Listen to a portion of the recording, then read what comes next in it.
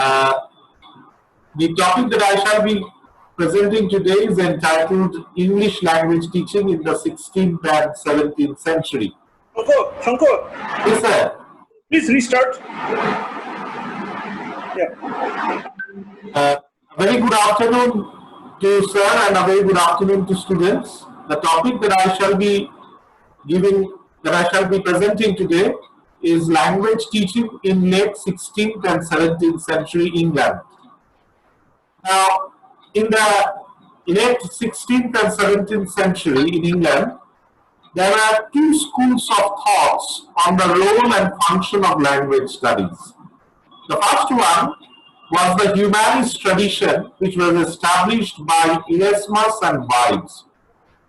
Now, this tradition was reiterated in Roger Ascham's book, The Schoolmaster. Now, the other tradition was a more puritanical philosophy set out at some length in Francis Bacon's Advancement of Learning. You must remember that at that time, in the late 16th century, Puritanism was on the rise in England. So, influenced by puritanical philosophy, Francis Bacon's Advancement of Learning set out certain ideas about teaching of English in England in the late 16th or 17th century. Now, this philosophy of Bacon was elaborately expressed in the work of Jean-Amos Comines. Now, this was an anti-grammar. The thought was based on anti-grammar, and the trend was based on language teaching methodology, which was explicitly expressed in the work of Joseph Wade. Now, Joseph Wade dispensed with grammar altogether, but Ascham made the learning of grammar subservient to the study of the original text. But Wade dispensed with grammar altogether. We must remember that in this philosophy of teaching English, teaching foreign language, the stress was on the text, on the reading of the text, rather than on grammar. So, while Ascham made learning of grammar subservient to the study of the original text, Wade actually dispensed with grammar altogether. His view was that grammar shackled the learner's progress.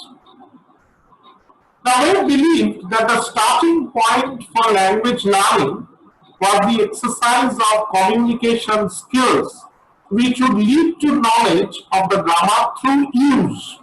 So the stress was on communication, development of the communication skills rather than memorizing certain grammatical rules. On the other hand, Bacon and the Puritans, they disapproved of this philosophy of the humanists like Ascham. They thought that learning should be directed onward towards the perceptible world of the senses and experiences, and not inwards and their logical or stylistic properties. Now, Comines was a genius. His major works included Janua Linguarum Risata, Great Didactic, and Orbis Sensualium Pictus. Now, Orbis Pictus was the most imaginative language teaching textbook of the century, which was published in 1658. Janua and Orbis Pictus exerted much influence over contemporary teachers. Now, Comines' views his first view was that mother tongue should play the central role. He stressed the importance of mother tongue. Thus, he stressed on bilingual method of teaching second language, teaching foreign language.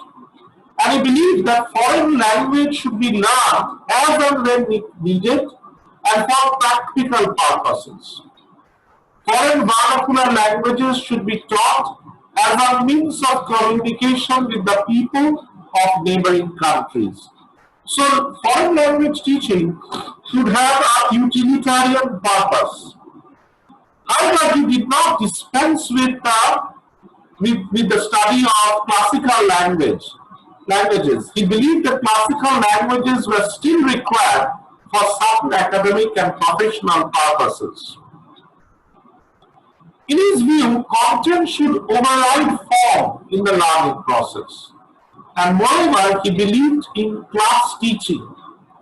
The communists exerted great influence. His books were reprinted for a century or more after his death, but his books did not stimulate other writers to emulate his techniques and methods. His methods actually exerted much influence later on in the 19th century when they were once more rediscovered. So that's a very short presentation on my part. This is what about language learning in the late 16th and 17th century.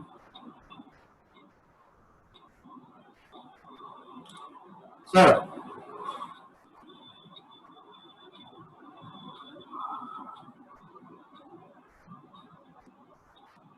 Hello? Hello?